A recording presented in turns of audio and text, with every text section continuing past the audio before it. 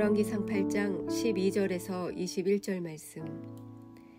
그때 솔로몬이 이르되 여호와께서 캄캄한 데 계시겠다 말씀하셨사오나 내가 참으로 주를 위하여 계실 성전을 건축하였사오니 주께서 영원히 계실 처소로소이다 하고 얼굴을 돌이켜 이스라엘의 온 회중을 위하여 축복하니 그때 이스라엘의 온 회중이 서 있더라. 왕이 이르되 이스라엘의 하나님 여호와를 송축할지로다. 여호와께서 그의 입으로 내 아버지 다윗에게 말씀하신 것을 이제 그의 손으로 이루셨도다 이르시기를 내가 내 백성 이스라엘을 애굽에서 인도하여 낸 날부터 내 이름을 둘 만한 집을 건축하기 위하여 이스라엘 모든 지파 가운데에서 아무 성읍도 택하지 아니하고 다만 다윗을 택하여 내 백성 이스라엘을 다스리게 하였노라 하신지라. 내 아버지 다윗이 이스라엘의 하나님 여호와의 이름을 위하여 성전을 건축할 마음이 있었더니 여호와께서 내 아버지 다윗에게 이르시되 내가 내 이름을 위하여 성전을 건축할 마음이 있으니 이 마음이 내게 있는 것이 좋도다. 그러나 너는 그 성전을 건축하지 못할 것이요 내 몸에서 낳을 내 아들 그가 내 이름을 위하여 성전을 건축하리라 하시더니 이제 여호와께서 말씀하신 대로 이루시도다. 내가 여호와께서 말씀하신 대로 내 아버지 다윗을 이어서 일어나 이스라엘의 왕위에 앉고 이스라엘의 하나님 여호와의 이름을 위하여 성전을 건축하고 내가 또 그곳에 우리 조상들을 애굽 땅에서 인도하여 내실 때에 그들과 세우신 바 여호와의 언약을 넣은 궤를 위하여 한 처소를 설치하였노라. 아멘.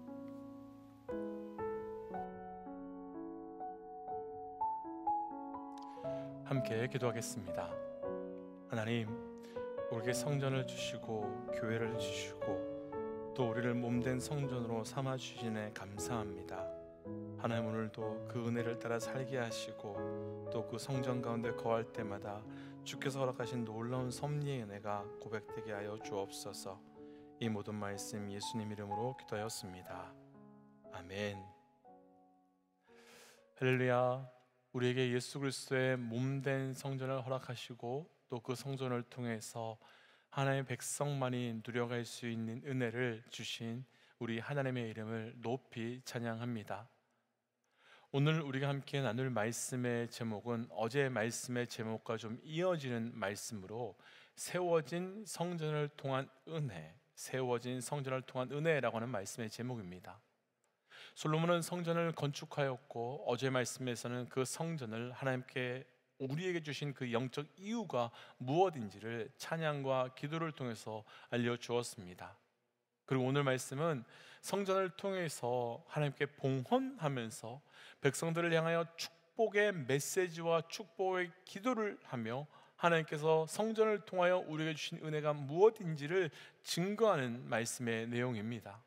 오늘 말씀을 통하여서 솔로몬이 성전을 건축한 가운데 그리고 성전을 건축한 후에 솔로몬만이 누리는 그 축복의 은혜가 무엇인지를 함께 묵상하고 우리 삶에서도 그 세워진 성전을 통하여 주시는 영적 은혜가 함께 고백되고 누려져 가는 은혜가 있으시기를 주의 이름으로 축복하며 도전합니다.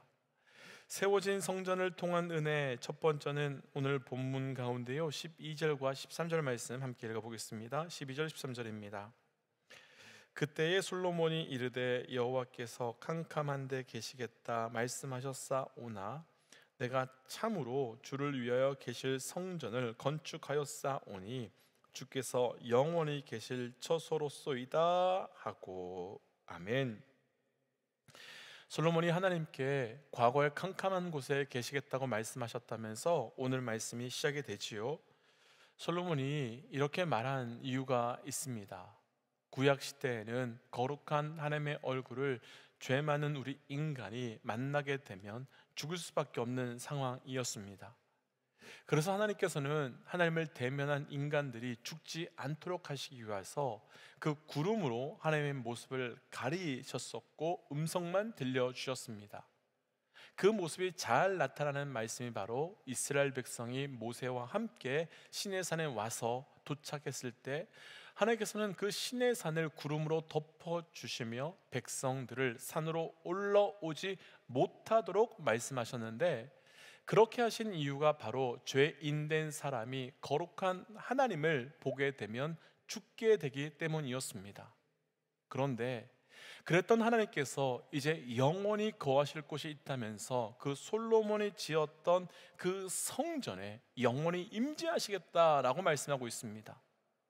절대로 인간 가운데 거하지 않으시는 하나님이신데, 아니, 거하지 않는 것이 아니라 거하실 수 없는 분이신데, 그 하나님께서 내가 지은 성전에 잠깐 정도가 아니라 영원히 거하시겠다고 말씀하시니 얼마나 그것이 축복이며 은혜이겠습니까? 사실 한편으로는 엄청난 부담이 됩니다.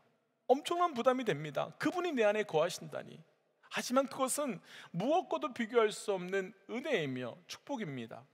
왜냐하면 하나님께서 우리의 성전에 계시고 우리가 그 성전에 하나님과 함께 할 수 있다는 것은 하나님께서 우리의 죄의 문제를 완전히 용서해 주시고 사해 주셨다는 것이 전제되는 증거이기 때문이며, 또한 아담과 하와가 에덴 동산에서 하나님과 함께 거했던 것처럼 우리 또한 하나님의 나라인 성전에서 하나님을 마음껏 누리며 하나님을 마음껏 경험할 수 있게 되었음을 증명하는 사건이기 때문입니다. 먼저 하나님께서 세워진 이 성전을 통하여 주신 그 임재의 은혜, 그 충만함의 은혜, 그리고 그분과 대면할 수 있는 그 영적 은혜가 우리 가운데 가득하시기를 주의 이름으로 축복하며 도전합니다. 사실 우리는 아무렇지 않게 성전에 나와서 예배하고 있습니다. 그래서 이 성전에 나와서 예배함이 얼마나 큰 은혜인지, 성령께서 우리 안에 임재하고 계시다는 것이 얼마나 놀라운 감격인지 사실 잘 누리지 못할 때가 많이 있습니다.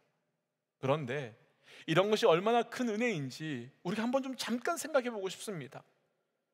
예수님께서 십자가에 달려 돌아가셨을 때 나타났던 여러 현상들 가운데 하나가 그 성막의 휘장이 위에서부터 아래로 찢어지는 사건이었습니다. 이 장막은 성막에서 성소와 지성소를 가렸던 장막으로, 과거 구약시대에서는 지성소 안으로 대제사장도 1년에 한 번, 그것도 죄가 있는 상태로 들어가면 죽을 수 있는 완전한 거룩함만이 있는 장소가 지성소였습니다. 그런데 예수님께서 십자가에 돌아가시며 그 장막이 위에서부터 아래로 갈라지고 찢어지게 되었고, 그 후로 모든 사람들이 거룩한 하나님의 임재가 있는 지성소에 모두 다, 한 사람도 예외 없이 모두 다 들어갈 수 있게 되었습니다. 분명 어제까지만 해도 그 안에 들어가면 죽는 자리였는데 이제 마음껏 들어갈 수 있게 되었던 장소로 지성소가 바뀌었고, 어제까지만 해도 두려움의 장소였는데 오늘부터는 하나님을 만날 수 있는 경외함과 소망함의 자리로 바뀌었습니다. 그럼 어제만 해도 지성소에 들어가고 싶었지만, 그러나 죽을까 두려워 망설였던 백성들의 입장에서는 오늘 예수님께서 부활하심으로 그 십자가 사건으로 이제 지성소까지 들어갈 수 있게 되었을 때 어떤 마음이었겠습니까? 어떤 기분이 들었겠습니까? 아마도 지금 우리가 성전에 와서 예배하고 찬양하는 마음과는 조금도 비교할 수 없을 정도로 기쁘고 감격스럽고 충만했을 것입니다. 그러나 단순히 함께할 수 없는 그분을 우리가 함께할 수 있게 되었다, 그것은 함께함만이 은혜가 아닙니다. 그것만 은혜인 것은 아닙니다. 함께함이, 우리가 그분을 대변할 수 있음이, 그분이 우리의 동행할 수 있음이 또 다른 영적 은혜가 있습니다. 지난달 말씀에서 우리가 잠시 나누었던 이야기인데요, 예전에 제가 봤던 영화에서 미국 대통령이 납치되는 일이 있었습니다. 영화의 내용은 납치된 대통령이 풀려나는 내용인데, 결론부에서는 완전히 대통령이 구조가 되었고요, 구조해준 그 특수부대 헬기를 타고 탈출하면서 장면이 끝나게 됩니다. 그런데 그 마지막 장면에서 혼자 참 감동받았던 것은, 조금 전까지만 해도 특수부대원들이 탔던 그 일반 헬기가 대통령이 타자마자 이제 에어포스 원이 되었다고 무전하고 출발을 합니다. 그러자 전투기들이 헬기 주변에 와서 그 헬기를 경호하고 호위하기 시작했습니다. 왜 똑같은 헬기인데 이름이 바뀌고 전투기들이 호위하게 되었겠습니까? 대통령이 탔으니까, 그 헬기에 대통령이 함께 있으니까. 그러니까 우리 하나님께서 우리의 성전에 함께 하신다는 것은 단순히 임재해 주셨는데, 동행해 주셨는데, 함께 해 주셨는데 이것이 아니라 이제 그분의 권위와 능력이 우리와 함께하고 있다는 뜻이며, 우리가 하나님의 백성, 하나님의 소유된 자의 증거됨이 나타나는 것으로 이제 우리가 그를 통해 하나님의 능력으로, 하나님의 권위 아래, 하나님의 그 권위 아래 우리가 살아갈 수 있게 됨을 증거하고 있는 겁니다. 사무엘상 17장은 다윗과 골리앗의 전쟁이 나오는 말씀입니다. 블레셋과 이스라엘 백성이 전쟁 중에 있었을 때 이스라엘 군사들은 블레셋의 골리앗을 보고 떨었습니다. 두려워했습니다. 아무도 그 큰 골리앗을 이길 능력이 없었기 때문이지요. 그런데 그때 다윗은 내가 나가겠다라고 말하며 만군의 여호와께서 함께 하심으로 내가 나아가서 이길 수 있다라고 선언합니다. 그리고 그는 겨우 돌멩이 하나 가지고 그 큰 골리앗을 이겨버립니다. 무엇 때문이겠습니까? 그냥 돌이 능력이 있기 때문이겠습니까? 그 돌이 엄청났기 때문이겠습니까? 아니죠. 하나님께서 함께 해주심을 통해서, 하나님께서 동행하여 주심을 통해서 우리가 하나님의 백성, 하나님의 소유되자 하나님께서는 하나님의 능력으로, 하나님의 권위로 우리를 지키시고 보호해 주셨기 때문이지요. 그래서 하나님께서 함께 하시겠다 하신 것이 은혜인 이유는 하나님께서 함께 해주시면서 우리에게 동행, 임재, 충만뿐만 아니라 그분의 능력, 그분의 권위까지도 우리에게 부어주시겠다라고 하는 약속이기 때문입니다. 그러니까 우리가 그분이 우리와 함께 하신다는 것이 놀라운 은혜가 되는 겁니다. 난 능력 없는데 하나님께서 함께 해주심을 통하여 하나님의 능력으로 살 수 있게 하고, 나는 아무것도 할 수 없는데 그분의 권위를 우리에게 부어주심으로 그분의 권위로 살 수 있게 하시는 겁니다. 우리도 4년 전에 아무것도 없는데 교회를 시작할 수 있게 되었고, 아무것도 없는데 성전을 찾게 되었습니다. 어떻게 이럴 수 있게 되었겠습니까? 분명한 것은 이것은 우리의 능력으로 이루어지는 것은 절대로 아닙니다. 아니, 우리의 능력으로는 불가능한 일입니다. 그럼 어떻게 가능하게 되었겠습니까? 하나님께서 우리와 함께하여 주심으로 능력을 주셨고, 하나님께서 우리와 함께하여 주심으로 권위를 주심으로 하나님의 백성됨을 증거해 주셨기 때문에, 그렇다면 오늘도 우리는 우리가 힘이 있고 능력이 있어서 살아갈 수 있는 것이 아니라 그분과 함께 해주셔서, 아니 그분이 우리를 거룩한 성전 삼아 주셨기 때문에 살아갈 수 있음을 알고 고백하고 나아가야 되는 겁니다. 그래서 때문에 도전하고 축복하기는 오늘 우리 안에 세워진 그 성전에 함께 해주심의 은혜, 부어주심의 은혜, 권위와 능력을 허락해 주심의 은혜를 붙들고 성전을 바라보며 그 은혜를 누려가시기를 도전합니다. 성전을, 세워진 성전을 통해 주시는 은혜 두 번째는요, 20절 말씀인데요, 20절 말씀 함께 좀 읽어보겠습니다. 이에 여호와께서 말씀하신 대로 이루시는 도다. 내가 여호와께서 말씀하신 대로 내 아버지 다윗을 이어서 일어나 이스라엘의 왕위에 앉고 이스라엘의 하나님 여호와의 이름을 위하여 성전을 건축하고. 아멘.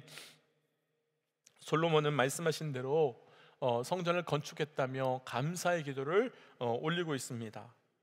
먼저 두 번째는요, 우리가 결론부터 나눈다면 세워진 성전의 은혜 두 번째는 바로 응답해 주심의 은혜, 응답해 주신 은혜로 솔로몬에게 성전 완성은 하나님의 응답 그 자체입니다.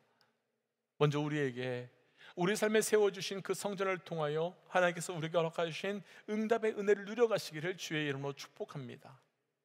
그런데 이 응답의 문제를 솔로몬의 관점이 아닌 다윗의 관점으로 한번 묵상해 보고 싶습니다. 오늘 말씀에서 나오지만 다윗은 성전을 너무 짓고 싶어서 간절히 하나님께 기도했지만 피를 많이 흘렸다라고 하는 이유로 응답받지 못했습니다. 아마도 다윗은 간절히 구하고 간절히 기도했지만 응답받지 못했을 때 마음이 너무 어려웠을 것입니다. 분명 갈라디아서 6장 9절 말씀에서는 낙심하지 말고 포기하지 않으면 때가 될 때에 거두리라 라고 말씀하셨는데, 다윗은 그렇게 간절했음에도 불구하고 결국 응답하지 못하고 거두지 못하고 죽었으니 다윗의 삶에서는 응답이 없는 것으로 보일 수 있습니다. 그러나 우리가 간과하지 말아야 할 것이 한 가지 있습니다. 하나님께서 갈라디아에서 말씀하셨던 그 때는 두 가지 의미가 있는데요, 하나는 시간의 때이고 또 하나는 장소의 때라고 하는 것입니다. 그래서 그때는 이런 의미가 있는 겁니다. 지금 내가 기도했습니다. 그런데 그 기도의 응답이 지금 나의 때에 이루어질 수도 있지만 다윗처럼 자신의 때에 이루어지지 않고 자녀의 때에도 이루어질 수 있다는 것으로, 부모가 기도했는데 응답은 자녀나 혹은 그 다음 세대에게서도 응답이 될 수 있는 겁니다. 두 번째 때는 바로 장소의 때로서 나는 지금 이곳에서 기도했지만 이곳이 아닌 다른 곳 혹은 다른 사람, 다른 나라를 통해서도 응답될 수 있는 겁니다. 왜냐하면 기도는 나의 뜻을 이루기 위해서 기도하는 것이 아니라 하나님의 뜻을 이루기 위해서 기도하는 것이기 때문이지요. 그래서 기도 앞에 우리가 가져야 하는 믿음 하나가 있는데, 하나님은 우리의 기도를 통해 우리가 바라는 소원만 이루시는 분이 아니라 하나님의 뜻을 완전히 이루어 가신다라고 하는 것으로, 그래서 극히 기복적이고 개인적이고 욕심 많은 기도를 할지라도 하나님께서는 그 기도까지 사용하셔서 더 깊고 더 넓게 하나님의 뜻을 이루어 가셔서 결국 우리가 상상도 할 수 없는, 생각도 할 수 없는 우리의 기도를 통한 하나님의 응답을 이루어 가시는 분이라는 겁니다. 이때 응답이 은혜인 사람만이 고백할 수 있는 것이 있는데, 오늘 본문 15절 말씀을 보시면 솔로몬은 하나님께 하나님의 손으로 이루셨다라고 하는 고백을 볼 수 있습니다. 사실 따져보면요, 성전 누가 건축한 겁니까? 다윗이 열심히 준비하고 솔로몬이 건축했습니다. 하나님이 하신 것 없습니다. 그런데 솔로몬은 하나님이 하셨다고 말합니다. 왜냐하면 응답의 근원과 능력의 근원을 알기 때문이며, 하나님께서 모든 것을 허락하지 않으셨다면, 재료와 사람을 허락하지 않으셨다면, 힘을 허락하지 않으셨다면 성전 건축은 불가능했음을 알기 때문이지요.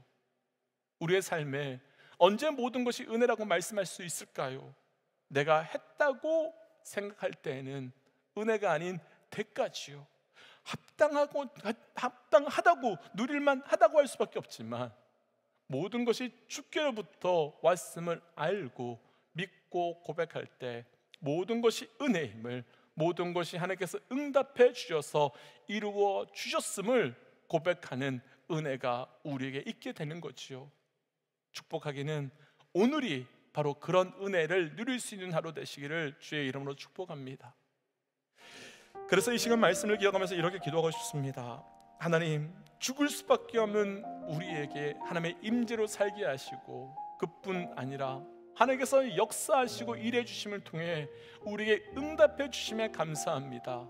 이제 그 은혜를 알고 그 은혜로 살게 하여 주옵소서라고 함께 기도하며 나아가겠습니다. 함께 기도할까요? 기도하지요.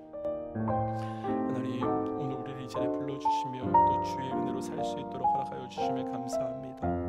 아버지, 주께서 우리에게 성전을 허락하여 주신 그 은혜가 무엇인지 알게 하여 주시고, 하나님께서 허락하여 주신 놀라운 은혜로 살아갈 수 있는 우리의 삶을 되게 주님 말씀하여 주셔서 오직 그 은혜로만 살 수 있도록 인도하시고, 그 은혜 속에 걸어가며 은혜가 나아갈 수 있도록 동행하여 주옵소서. 하나님, 우리에게 놀라운 은혜를 허락하시고 그 은혜로 살아갈 수 있도록 허락하심에 감사합니다. 하나님, 오늘도 우리에게 죽을 수밖에 없는 우리가 그 성전 안으로 들어가 마음껏 찬양하며 예배할 수 있는 은혜를 허락하여 주시고, 그 모든 것 하나님께서 이루어 주셨음을 알을 통하여 그 성전된 자들이 성전 안으로 들어가는 자들만이 누릴 수 있는 은혜로 살아갈 수 있도록 은혜 더하여 주옵소서. 하나님, 오늘 바로 그 은혜로 살기 원합니다. 이 모든 말씀 예수님 이름으로 기도하였습니다. 아멘. 사랑하는 믿음의 동지 여러분, 오늘 우리는 그 은혜로만 사는 겁니다. 그 은혜 기억하십시오. 우리 함께 선포하고 삶의 자리로 또 기도의 자리에 나아가지요. 함께 선포하겠습니다. 하나님은 살아계십니다. 아멘. 승리하십시오. 함께 기도하겠습니다.